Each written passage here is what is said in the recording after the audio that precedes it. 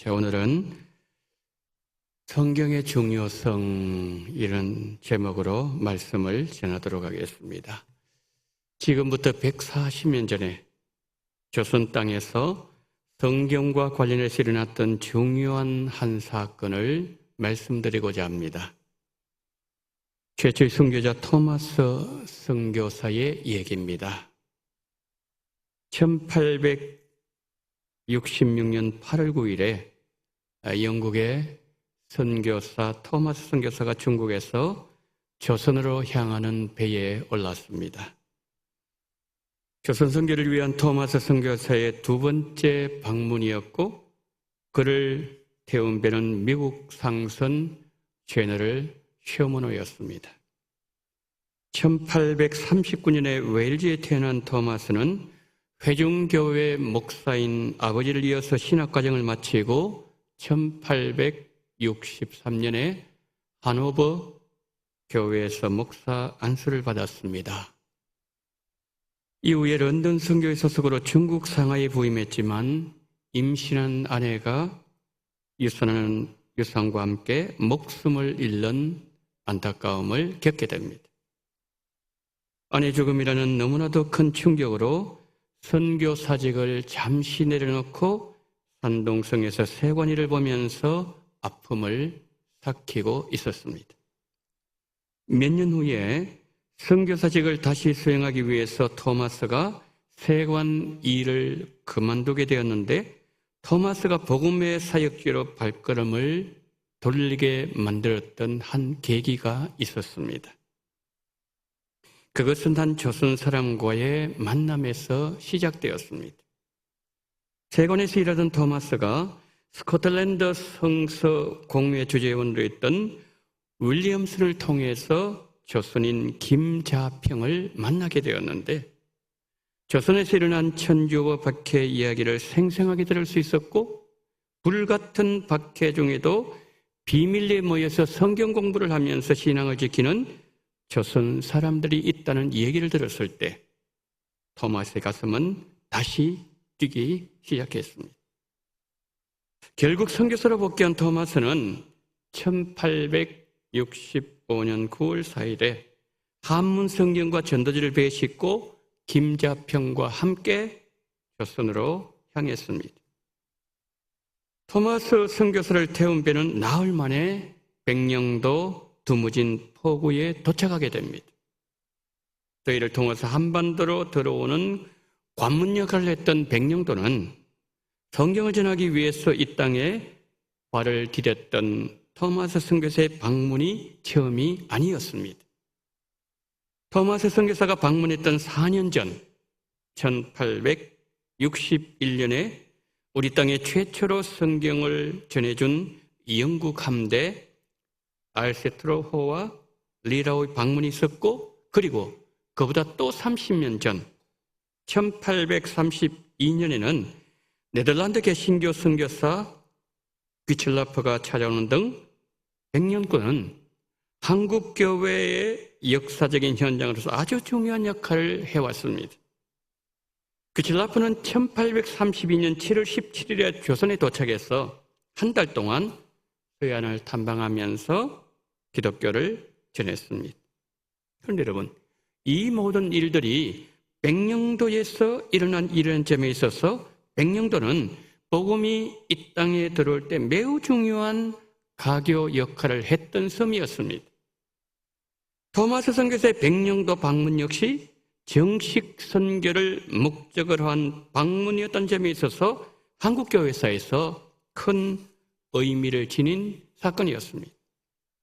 토마스는 백령도에 여러 날 머물면서 조선인들에게 성경을 나눠주면서 복음을 전했습니다. 그 후에 4개월 동안 황해도 일대 해안을 다니면서 복음을 전하다가 중국으로 돌아갔습니다. 이듬해 베이징에서 토마스는 아주 반가운 소식을 접하게 됩니다.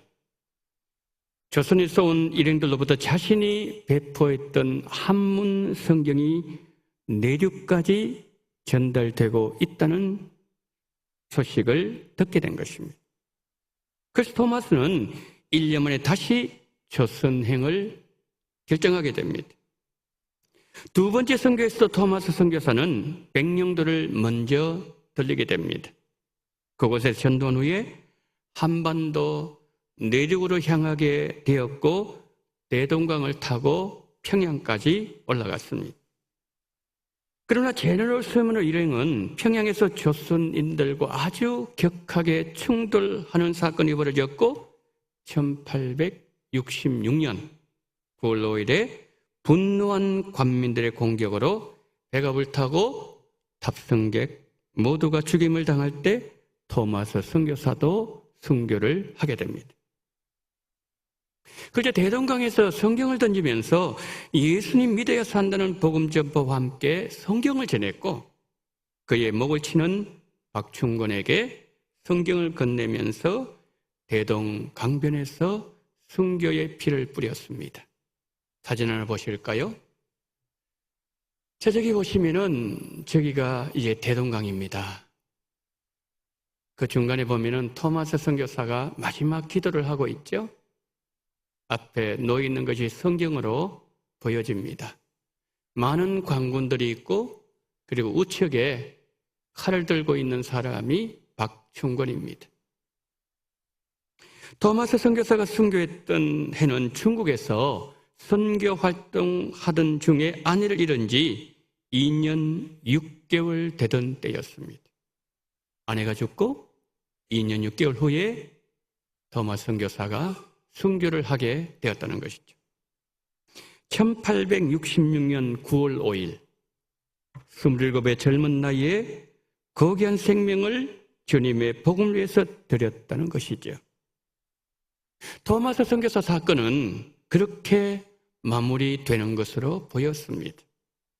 그러나 하나님은 순교자의 피를 헛되게 하지 않으셨습니다. 겨우부터 들려하는 이런 말을 했습니다. 순교자의 피는 교회의 씨앗이다. 토마스의 순교는 조선의 기독교 전파에 큰 영향을 미쳤습니다. 두 가지를 말씀드리고자 합니다. 첫째는 교회가 탄생되었습니다. 토마스 선교사가 죽음에 이르면서도 성경을 던지면서 전파한 복음을 통해 여러 조선인들이 예수님을 믿게 되었고 그 씨앗들이 한국 초대교회의 대표적인 교회였던 장대영 교회가 세워지는 기초를 제공했고 후에 평양 대부흥운동으로 이어지는 열매를 맺을 수 있도록 하나님께서 역사하셨고 오늘 6만여 한국교회가 이 땅에 뿌리를 내리게 만드셨고 세계에서 두 번째로 많은 선교사를 파송하는 선교 대국으로 만드신 것이죠. 여러분, 우리의 생각을 뛰어넘는 일이 한 사람의 순교의 피에서 시작되었다는 것이죠. 조선 선교를 위한 27의 한 젊은 선교사의 불타는 복음의 열정을 하나님께서 헛되지 않도록 하셨던 것이죠. 두 번째는 개인적인 회심이었습니다. 토마스 선교에 목을 쳤던 사람이 우리가 좀 전에 보았던 박충권이었습니다. 토마스 선교로부터 건네받은 성경을 보던 박충권에게 이런 생각이 들어왔습니다. 도대체 이 책이 무슨 책이기에 죽어가면서도 나에게 이 책을 건네주려고 했을까? 당시 조선 사회에서는 성경은 읽으면 안 되는 금서였습니다. 집에서 몰래 성경을 읽던 박충권이 훗날 평양 최초의 교회 널다리 골 교회의 지도자가 되었습니다. 그리고 토마스 선교사의 목을 치던 순교를 시키던 그 당시에 평양의 관리였던 박영식은 한문 성경 3권을 건네받았는데 그 당시에 성경의 종기는 아주 종이는 질 좋은 종이로 사람들이 받아들일 정도로 질이 좋았습니다. 그 질 좋은 종이로 만들어진 성경으로 자기 집의 문 그리고 벽, 천장까지 다 도배를 했습니다. 어느 날 도배지를 붙여놓은 성경 글자가 눈에 들어왔는데 그 성경은 요한복음 5장 24절이었습니다. 다 같이 읽습니다. 시작. 내가 진실로 진실로 너희에게 이르노니 내 말을 듣고 또 나 보내신 이를 믿는 자는 영생을 얻었고 심판에 이르지 아니하나니 사망에서 생명으로 옮겼느니라. 처음에는 의미 없이 저 말씀을 읽다가 어느 날 고민에 빠지게 되었습니다.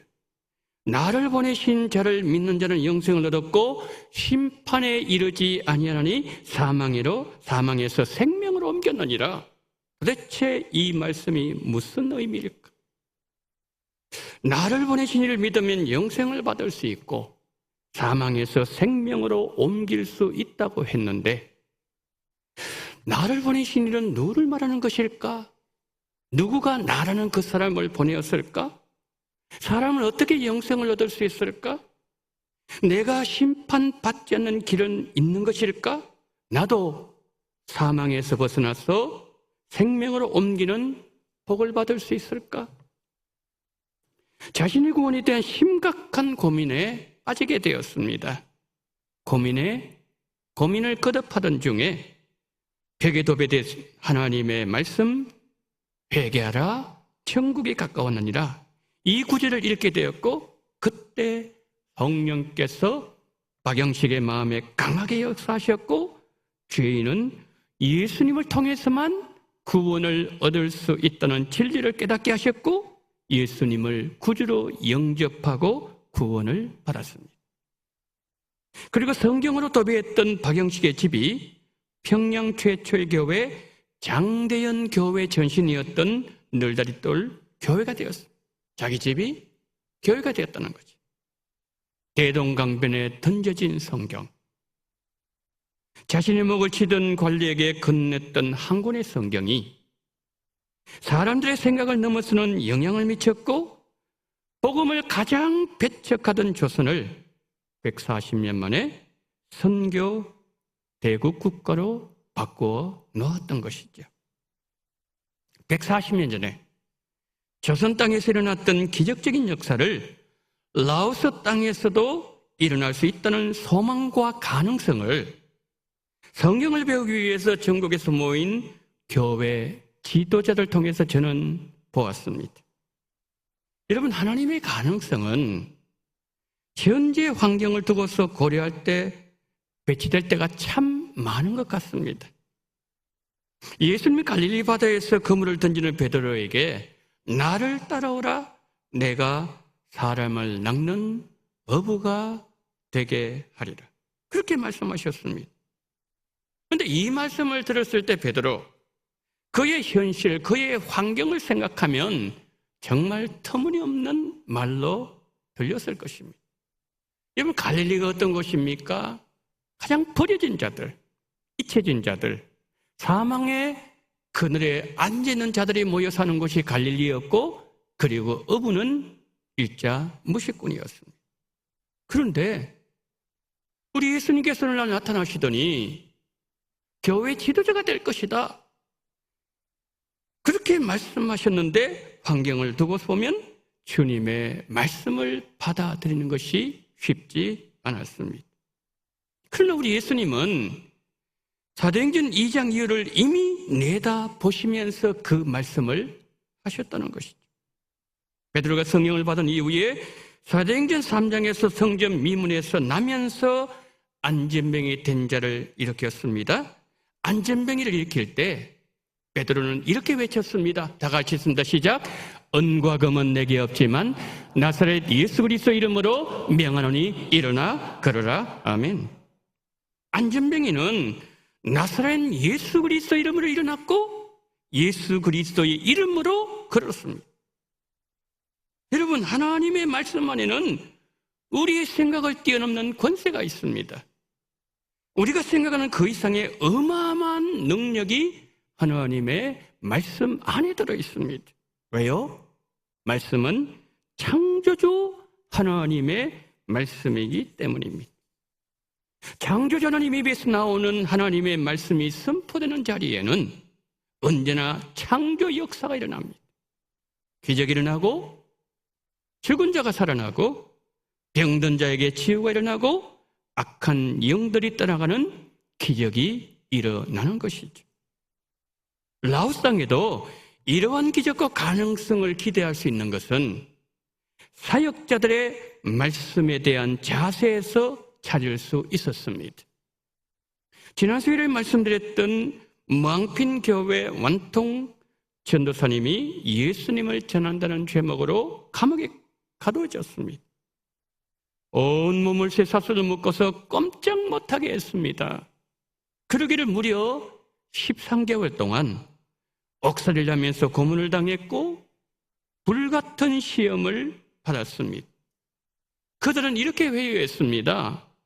너는 미국 종교를 믿고 있는데 인도차이나 반도 전쟁 때 미국이 얼마나 우리를 괴롭혔고 얼마나 많은 백성들을 죽였느냐. 그런데 미국 종교를 따라간다는 것은 민족 앞에 큰 죄를 짓는 것이다. 그러자 전사님이 말합니다. 나는 미국 종교를 믿는 것이 아니고 예수님을 믿는다. 내가 예수님 만나서 죄에서 무너졌고 내 영혼은 구원받았고 하나님은 나를 죄에서 건져주셨고 나를 죽음에서 구원해 주셨는데 내가 이 감옥에서 죽는 일이 있어도 나는 예수님을 배반할 수 없다. 나는 끝까지 믿음을 포기하지 못한다. 나는 누구를 괴롭힌 적도 없고 예수님을 믿은 것밖에 없고 나는 지금 죽어가는 사람을 살리고 있는데 감옥에 들어올 잘못이나 죄를 지은 적이 없다. 그러기를 13개월을 견뎌야만 되었습니다. 그 과정에서 우리 하나님께서는 종이 낙심하지 않도록 계속 하나님의 말씀으로 위로해 주셨고 세상과 타협하지 않도록 강하게 붙잡아 주셨습니다. 성도 여러분, 완통 전사님이 불같은 시험을 이길 수 있었던 것은 그리고 예수님의 이름으로 승리할 수 있었던 그 중심에는 하나님의 말씀이 자리 잡고 있었다는 것이죠. 우리 성도들이 신앙을 지키는 일에 있어서 하나님의 말씀이 이렇게도 중요하다는 것이죠. 세상 권력자들이 하나님의 종을 감옥에 가두고 고문을 하고 협박과 회유를 하고 온갖 방법을 다 동원해도 조금도 요동하지 않았습니다. 전혀 흔들림이 없었습니다. 하나님께서 종의 마음을 강하게 붙잡고 계셨기 때문이죠. 예수님을 믿는다는 이 하나 때문에 당하는 그 고난의 현장을 다 보신 하나님께서 어떻게 하셨다고 지난 수요일에 말씀드렸습니까? 시간이 지나가면서 온통 전사님을 고문하고 협박하고 괴롭힌 사람들이 한 사람 한 사람 죽어나가기 시작했습니다. 사람들이 두려워지기 시작합니다. 이 사람 건드리면 나도 죽겠네. 여러분, 전사님을 건드리면 자신이 죽는다는데 누가 감히 건드릴 수가 있겠습니까? 그러니까 감옥에서 나오는 거지요. 나와서 누구의 지금은 제재도 받지 아니하고 열심히 복음을 전하고 있었습니다. 여러분, 이런 일이 지금 라오스 땅에서 일어나고 있습니다. 우리의 중보기도가 정말 절실하게 필요하다는 것이죠. 사랑하는 여러분, 하나님의 말씀을 사랑하고 하나님의 말씀을 붙잡는 사람 누구도 건드리지 못합니다. 시편 125편 2절 3절 합독하겠습니다. 산들이 예루살렘을 들음과 같이 여호와께서 그의 백성을 지금부터 영원까지 들으시리로다. 악인의 규가 의인들의 땅에서는 그 권세를 누리지 못하리니 이는 의인들로 하여금 죄악에 손을 대지 아니하게 함이로다. 아멘. 자, 저기 보시면은 중간 부분의 두 번째 줄에 악인의 규가 의인들의 땅에서는 권세를 누리지 못한다. 그렇게 돼 있죠. 악인의 규가 뭘까요? 악인의 권세를 말합니다. 악인의 권세가 의인들의 땅에서는 그 권세를 누리지 아무것도 못한다 그런 뜻이죠. 여러분, 악인의 권세가 성도를 손대지 못하도록 하나님께서 울타리를 쳐주시고 보호하여 주시겠다는 약속입니다. 성경 읽어지네 강의를 끝내려고 할 때 그들은 이렇게 말했습니다. 우리의 성경을 조금만 더 가르쳐 주세요. 우리가 얼마나 힘들게 하나님 말씀을 배운 자리에 나왔는데 1시간이라도 말씀을 더 듣고 싶습니다.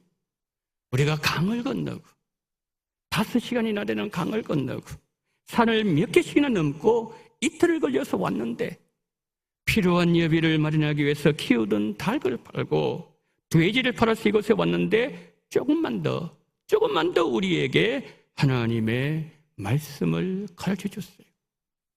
하나님의 말씀에 대한 간절한 소망, 하나님의 말씀에 대한 간절한 기대감, 그것이 불같은 시험도 이기도록 만들었고 어떠한 핍박과 회유 속에서 견딜 수 있는 힘, 그것은 바로 하나님의 말씀이었다는 거죠.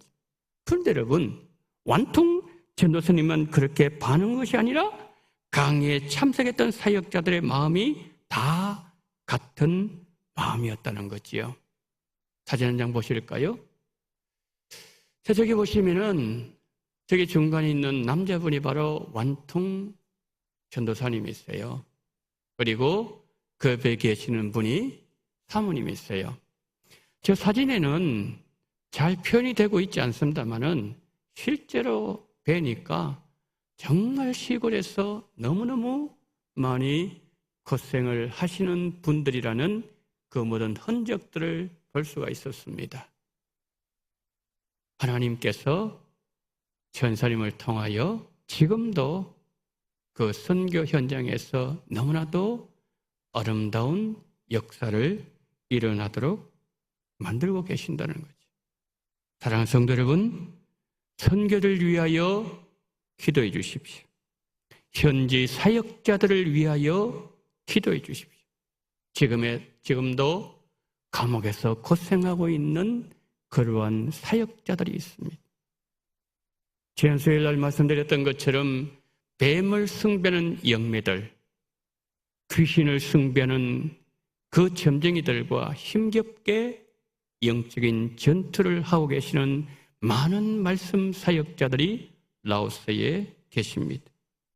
라오스가 우리나라처럼 선교 대국이 되도록 기도해 주십시오. 복음이 온 땅에 충만해지는 그날까지 열방을 향한 기도를 중단하지 마시고 우리를 라오스 땅에 보내신 하나님의 뜻, 우리 가서 보았다고 하지만은 우리가 몇 가지를 깨달을 때면 하나님 우리에게 100가지를 가르쳐 주셨는지도 모르겠습니다. 그런데 우리가 우둔하여 하나님의 뜻을 다 깨닫지 못할 뿐이라는 것이죠. 우리를 라오스 땅에 보내신 하나님의 뜻, 우리 원동교회를 통하여 특별히 우리 원동교회의 성도님들의 기도를 통하여 그 기도의 은혜가 시간과 공간을 초월하여 라오스 땅에 그대로 부어짐으로 말미암아 그 땅이 하나님의 땅이 되도록 우리가 밟았던 그 많은 사원들과 그리고 우리가 발을 디뎠던 그 모든 땅들, 그 땅 하나님의 땅이 바로 지금 불법 점유하고 있는 그 영적인 존재들, 그 존재들로부터 다시 하나님의 땅이 그 땅에 임재하는 그 일을 위하여 우리가 함께 마음을 모으고 기도로 모음으로 말미암아 하나님께서 우리를 그곳에 보내신 하나님의 거룩한 뜻이 우리 원동교회를 통해서 온전하게 이 시간 우리 기도를 통하여 이루어지게 되기를 예수님 이름으로 축원합니다. 아멘.